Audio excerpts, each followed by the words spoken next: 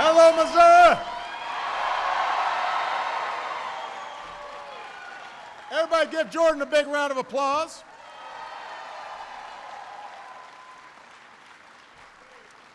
I just want to say about Jordan, third generation Ford employee.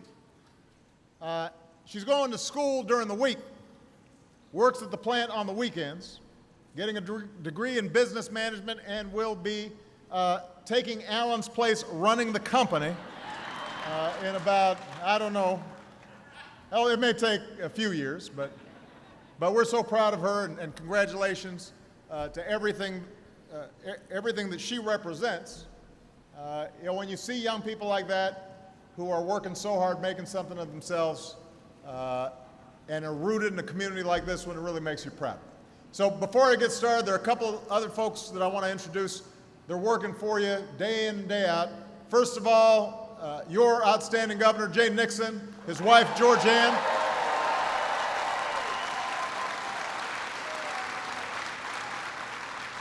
Plant might not have been here had it not been for the great work of Jay.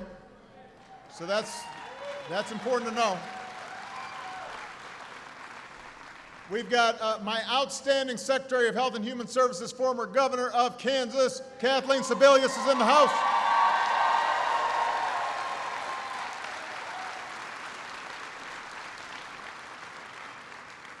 She basically just came because her son and his fiancée are here. But we're glad she's here. One of my greatest friends and just a tough, smart, dedicated public servant, Senator Claire McCaskill is here. Give Claire a big round of applause.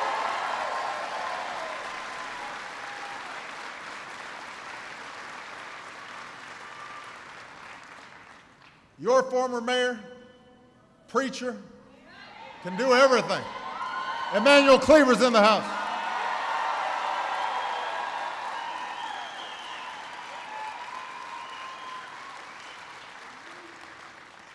Current mayor of Kansas City, Sly James, is here.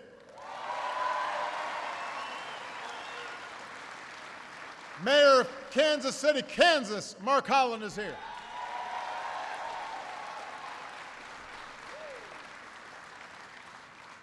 And the mayor, right here in Liberty, Lindell Brenton, and his lovely wife, Roxanne, are here. Where are they? There they are.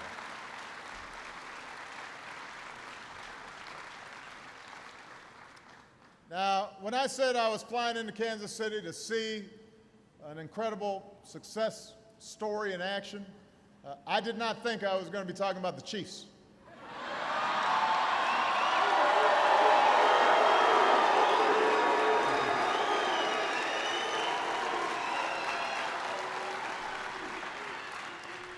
Before you get carried away, I just want to point out that the Bears are 2-0. I'm just saying. And we're actually able to pass more than 10 yards.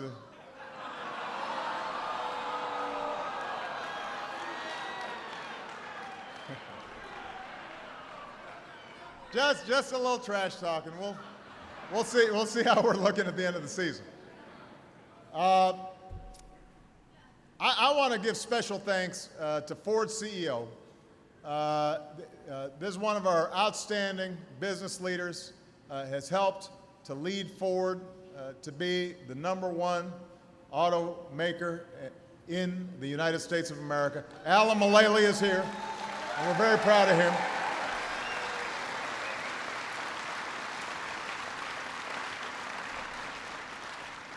Doesn't matter if you've got an outstanding CEO if you don't have outstanding workers, and the president of Local 249, Jeff Wright, is here.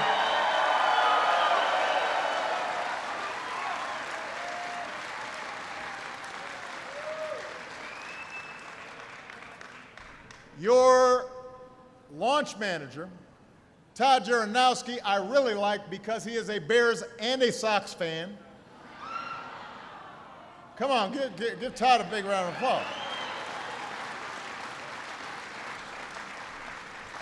And I very much appreciate him and some of the other folks showing me around this new stamping plant right here. Now, you may not be aware of this, but you and I have a little history together.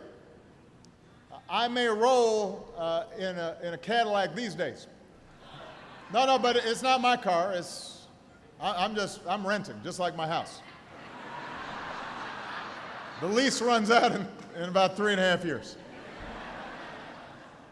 But before that, I was driving around in a 2008 Ford Escape.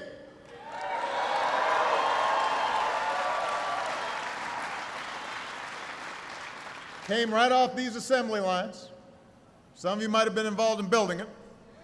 It was a great car.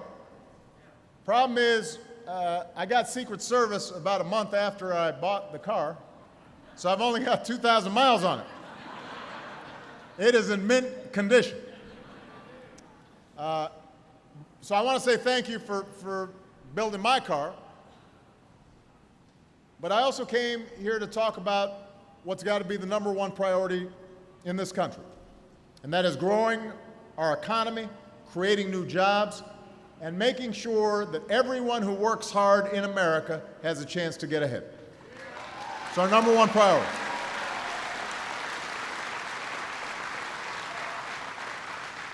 Now, some of you remember 5 years ago, a financial crisis hit Wall Street. It then turned into a devastating recession on Main Street, and it came close to being another Great Depression. By the time I took office, the economy was shrinking at a rate of 8% a year. Unprecedented. Our businesses were shedding 800,000 jobs a month. And you had this perfect storm, and millions of Americans lost their jobs, their homes, their savings. They'd been working a lifetime to get. But what the recession also showed was the fact that for decades, middle-class families had been working harder and harder just to get by, hadn't seen their incomes go up, hadn't seen their wages go up. Manufacturing was moving overseas. And so what built our middle class had been buckling, had been weakening. And I think if you ask most Americans when the economic crisis hit, they might not date it to Lehman Brothers collapsing. They'd talk to you about when they got a pink slip that they didn't expect, or the bank took away their home, or they didn't have health insurance, or maybe they were told the plant was shutting down and the assembly line was going quiet. Those were tough times. 5 years ago, plants like this one were closing their doors. And the day I stepped into the Oval Office, the American auto industry, which is the heartbeat of American manufacturing,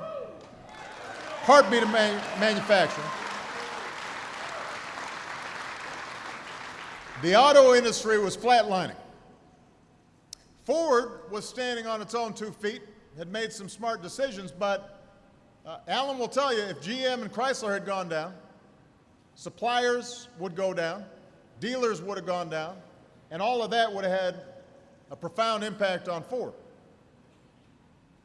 I refused to let that happen, so we worked with labor, we worked with management, everybody had to make some sacrifices, everybody put some skin in the game. We bet on the American worker, we bet on you, and today that bet has paid off because the American auto industry has come roaring back.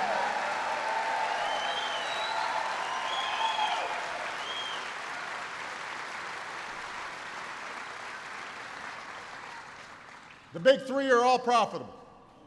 Hiring new workers. You're not just building more cars, you're building better cars, better trucks. Look at what's going on right here at the plant. The new F-150 is built tougher than ever, more fuel efficient than ever.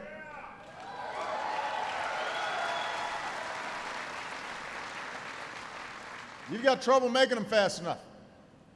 You had to bring on a third shift of 900 workers just to keep up with demand.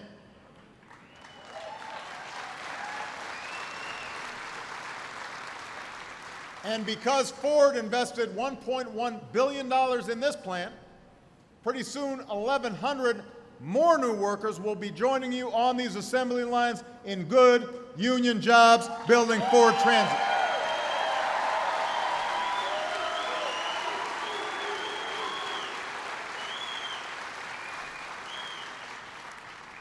Some more jobs building cars. That means more jobs for suppliers.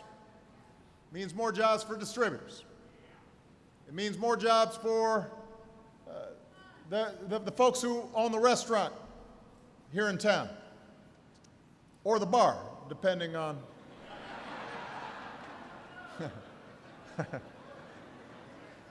It has an impact on your tax base. It has an impact on the teacher who teaches your kids, the first responder who keeps you safe. All those people are impacted by your success.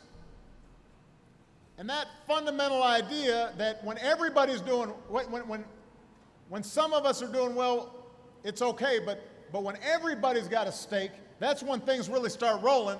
That's at the heart of every decision I've made as president. Because when the middle class does better, we all do better. Shareholders do better, CEOs do better, workers do better, everybody does better.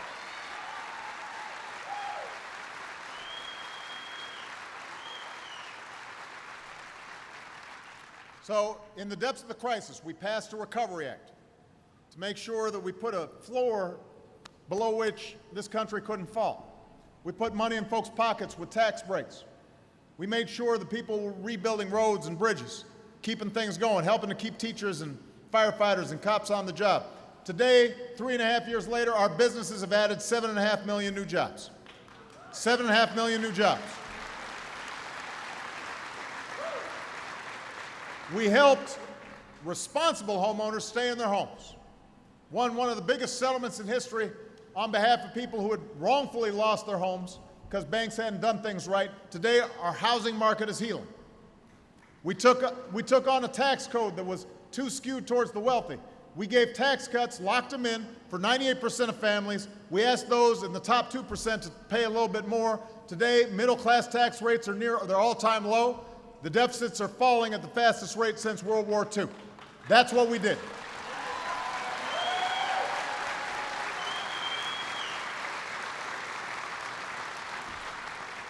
We invested in new American technologies to end our addiction to foreign oil.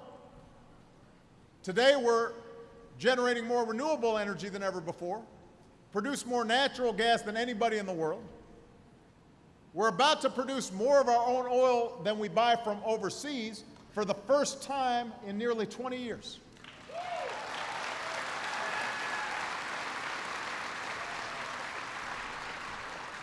And we took on a broken healthcare system. And in less than 2 weeks, millions of Americans who've been locked out of the insurance market are finally going to be able to get quality health care.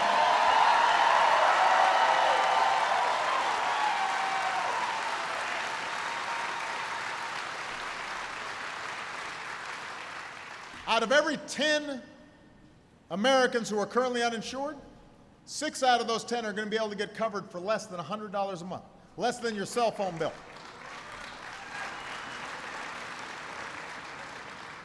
So we've been working, just like you've been working over these last 4.5 years. We've cleared away the rubble from the crisis. We've started to lay a new foundation for economic growth, new foundation for prosperity. And everybody here, we all had to make some adjustments. I'm assuming some folks had to tighten their belts, get rid of some debt, focus on things that really matter, cut out some things you didn't need. We've shown the world that the American people are tough, they're resilient. The only thing built tougher than Ford trucks are American workers, the American people. That's what we've shown.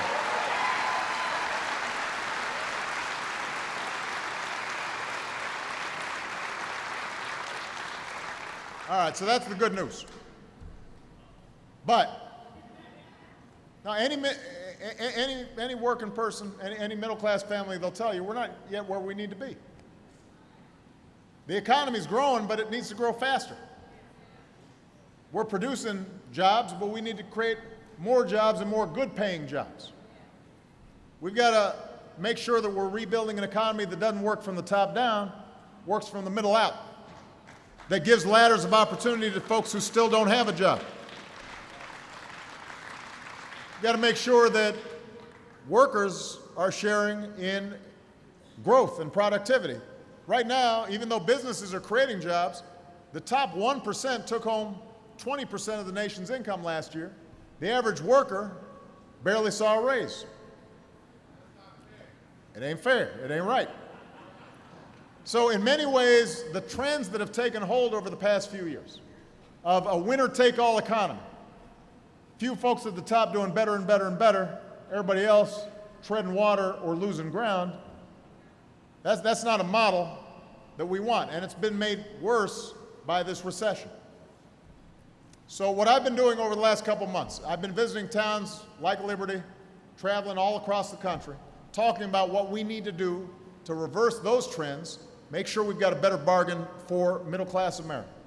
Good jobs that pay good wages, an education that prepares our kids for a global economy, a home that is secure, affordable health care that is there when you get sick, a secure retirement even if you're not rich. All those things that make for a secure life so you can raise your kids and have confidence that they're going to do better than you did. That's what I'm focused on. That's what you're focused on. That's what Congress should be focused on.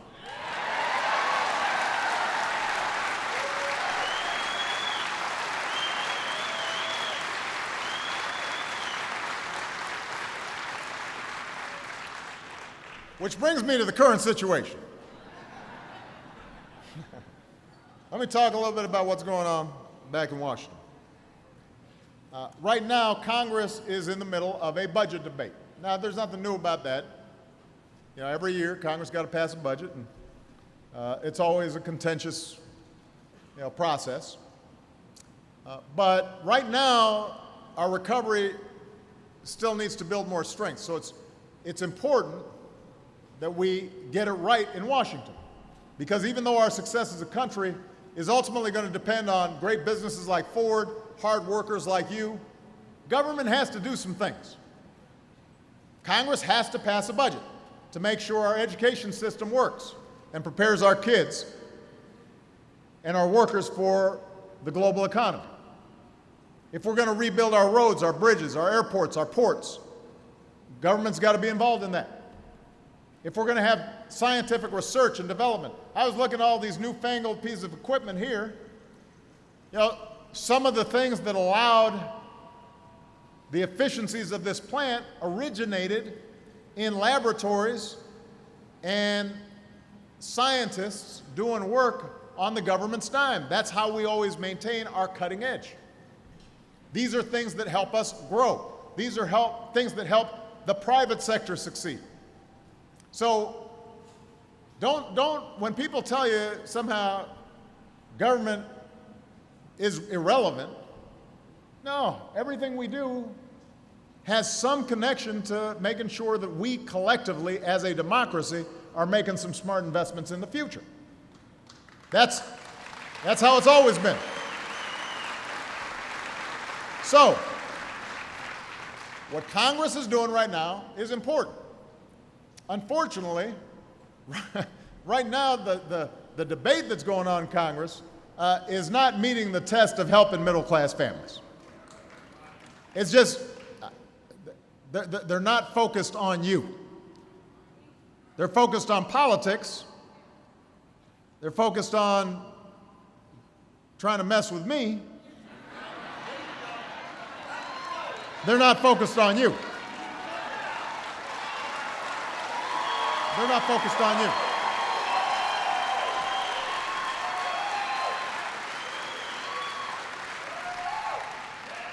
So there are two deadlines coming up that Congress has to meet.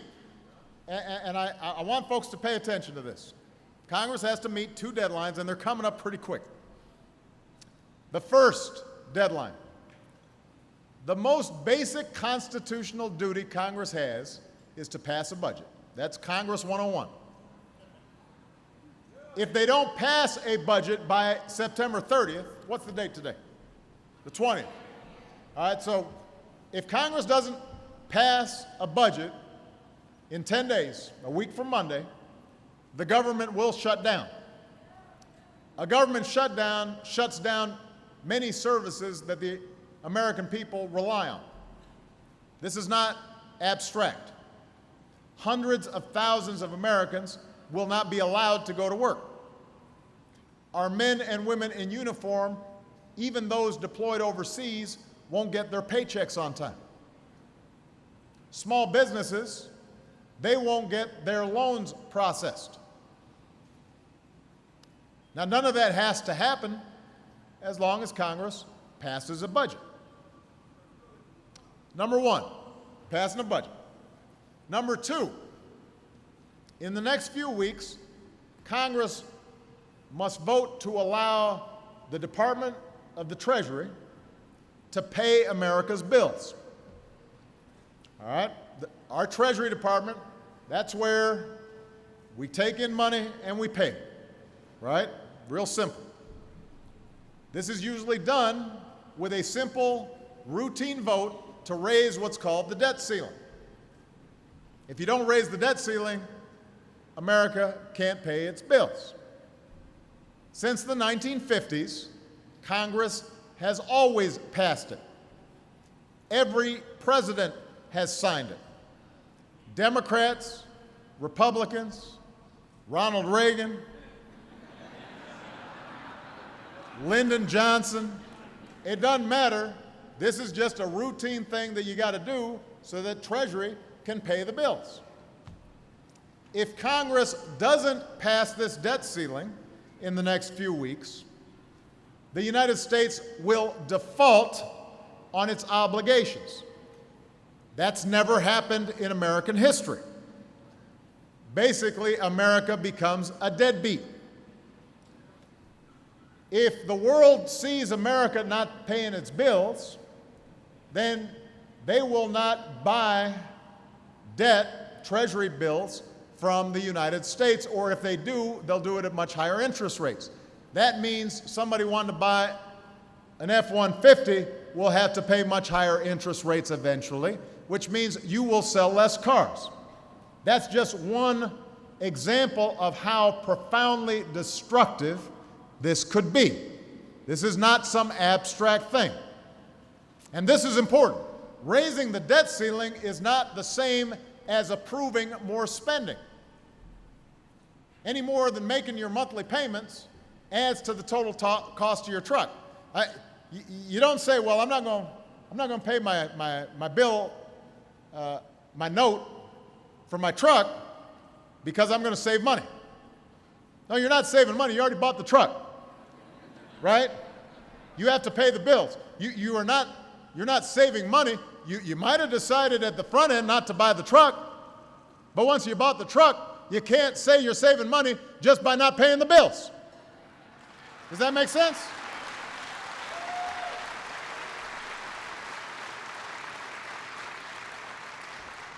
So raising the debt ceiling, it doesn't cost a dime. It does not add a penny to our deficits. All it says is you got to pay for what Congress already said we're spending money on. If you don't do it, we could have another financial crisis.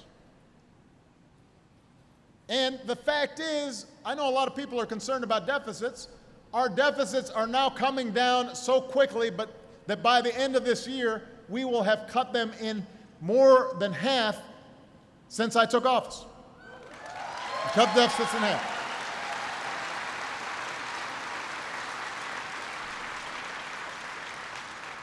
So I just want to break this down one more time. I go into a Ford dealership, drive off with a new F-150.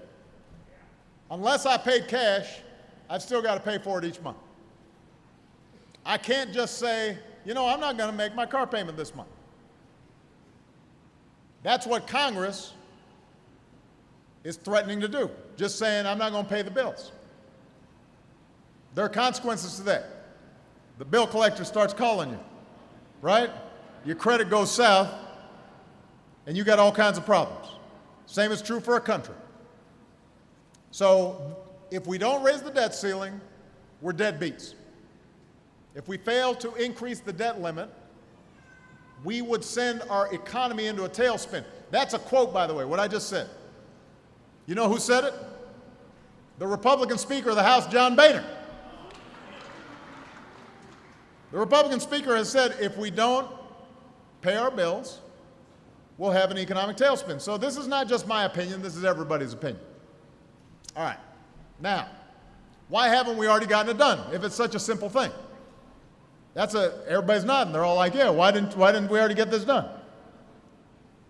Democrats and some reasonable Republicans in Congress are willing to raise the debt ceiling and pass a sensible budget. And I want to work with Democrats and Republicans to do just that. Claire McCaskill, she's ready to do it.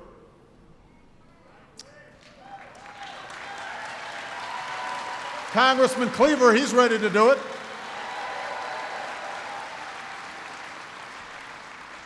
And if we just pass the budget, raise the debt ceiling, we can get back to focusing on growing this economy and creating jobs, educating our kids, all the things we got to do. Unfortunately, there is a faction on the far right of the Republican Party right now. It's not everybody, but it's a pretty big faction who've convinced their leadership to threaten a government shutdown and potentially threaten to not raise the debt ceiling if they can't shut off the Affordable Care Act, also known as Obamacare. Now think about this. They're not talking now about spending cuts. They're not talking about entitlement reform. They're not talking about any of that. Now they're talking about something that has nothing to do with the budget, right? They're actually willing to plunge America into default if we can't defund the Affordable Care Act. Now let's put this in perspective. The Affordable Care Act has been in the law for 3.5 years. It passed both houses of Congress. Supreme Court ruled it constitutional. It was an issue in last year's elections. The guy who was running against me said he was going to repeal it. We won.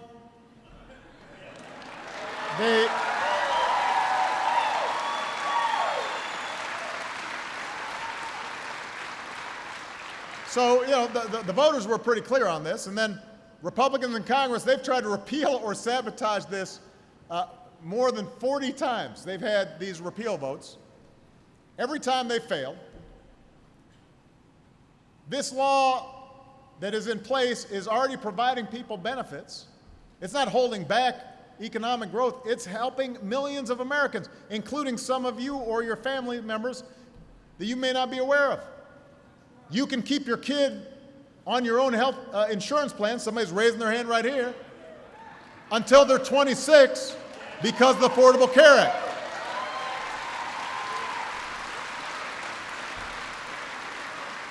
Which is one of the main reasons why the number of uninsured among young people has gone down over the last 3 years. Seniors, they are benefiting right now from discounted prescription drug costs because of the law. If you've got health insurance, insurance companies can't impose lifetime limits on you. They can't use the fine print not to pay if you get sick. Insurance companies have to spend 80% of your premiums on your health care, not on administrative costs and CEO bonuses. Those are happening right now.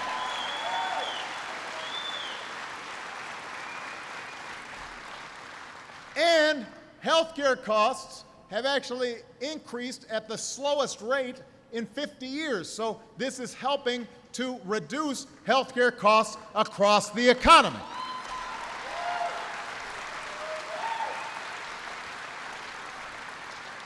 Finally, starting on October 1st, it's going to help millions of more people. People who don't have health insurance right now, what it's going to do is we're going to set up pools so that just like a worker at Ford can benefit from good insurance rates because you got a lot of workers in one big pool, now people who don't have the good fortune to work at a big company like Ford, they can also get a good deal. Now, that's what they're fighting for. They want to repeal all that, and they're saying, we're going to hold our breath, and if you don't repeal it, which I've already said I'm not going to do, we're going to send the economy into default. They will send our economy into a tailspin, just like Speaker Boehner said. They want to threaten default just to make sure that tens of millions of Americans continue not to have health care. Defunding affordable health care would rob 25 million Americans of the chance to get health care coverage. It would cut basic health care services for tens of millions of seniors on Medicare already. That's what House Republicans are fighting for. And now they've gone beyond just holding Congress hostage, they're holding the whole country hostage. One Republican senator called shutting down the government over the Affordable Care Act the dumbest idea I've ever heard. I agree with him. But that's the strategy they're pursuing. House of Representatives just voted on it today. Now, I tell you what, Missouri, the American people have worked too hard for too long, digging out of a real crisis just to let politicians in Washington cause another crisis.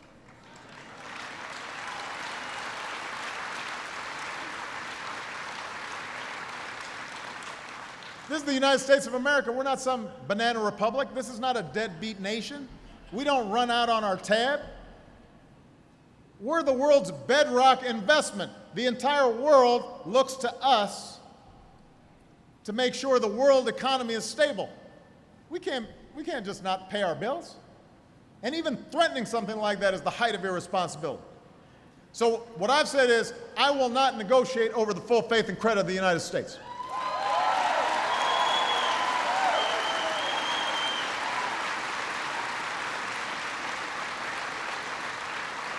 I am not going to allow anyone to harm this country's reputation. I'm not going to allow them to inflict economic pain on millions of our own people just so they can make an ideological point. But I need you to help. I need you to help tell Congress, pay our bills on time, pass a budget on time, stop governing from crisis to crisis, put our focus back on where it should be, on you, the American people, on creating new jobs, on growing our economy, on restoring security for middle-class families. That's what you deserve.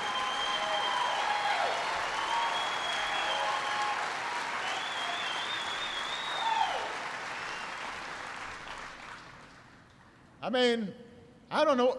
It's like they do this every 6 months. Isn't it? I mean, I don't mind them disagreeing with me. They don't like the Affordable Care Act. They'd rather have people not have health insurance. You know, I'm happy to have that debate with them. But you don't have to threaten to blow the whole thing up just because you don't get your way. Right?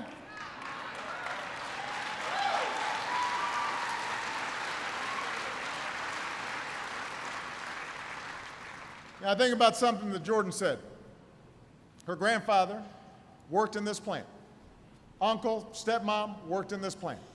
Now she and her brother work in this plant, punching in as part of the next generation of American workers at a great, iconic American company. Our economy's coming back because of the resilience and determination of American workers like Jordan and her family. And every day, all over this country, there are men and women just like Jordan, just like her brother. They wake up, maybe pack a lunch for their kids, kiss them goodbye, go to work, live up to their responsibilities, do their jobs, pay their bills. Shouldn't you expect the same thing from people in Washington? Shouldn't you expect the same thing from members of Congress?